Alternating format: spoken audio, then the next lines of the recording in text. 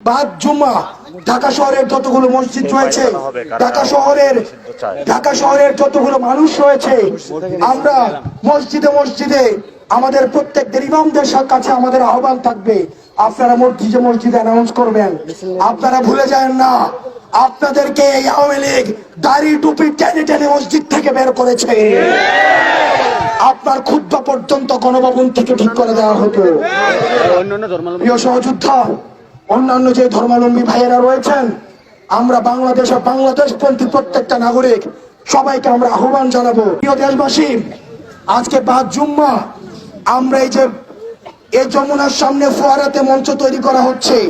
এই ফোয়ারার সামনে আমরা সর্বদলীয় নানা মত এবং নানা পথ, যারা ফেসিবাদ বিরোধী প্রতিটি রাজনৈতিক দল, ফেসিবাদ বিরোধী প্রতিটি রাজনৈতিক শক্তি, ফেসিবাদ বিরোধী সাংস্কৃতিক শক্তি, ফেসিবাদ বিরোধী যারা এই গত দীর্ঘ 1.5 দশকের বেশি সময় ধরে নির্যাতিত হয়েছে, নিপীড়িত হয়েছে, বিডিআর পরিবার, শাপলা হত্যাকাণ্ডের শিকার যে পরিবারগুলো রয়েছে, গুম খুনের শিকার যে ফ্যামিলিগুলো রয়েছে, আমরা সবাইকে সাথে নিয়ে আমরা আজকে এই ফোয়ারার সামনে থেকে এই হাসিনার এই রাজনৈতিক দলটিকে সন্ত্রাসী সংগঠন হিসেবে আপনি যখন ঘোষণা দিবেন, সেই জায়গা থেকে আমরা এই ঘোষণা নিয়ে ফোয়ারা থেকে আমরা বাসায় যাব।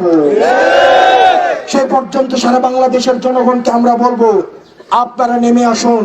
আপনারা জনতার কাতারে যেভাবে 5 আগস্টে নেমে এসেছিলেন, যেভাবে জুলাই নেমে এসেছিলেন, ঠিক সেভাবে নেমে আসুন। আমরা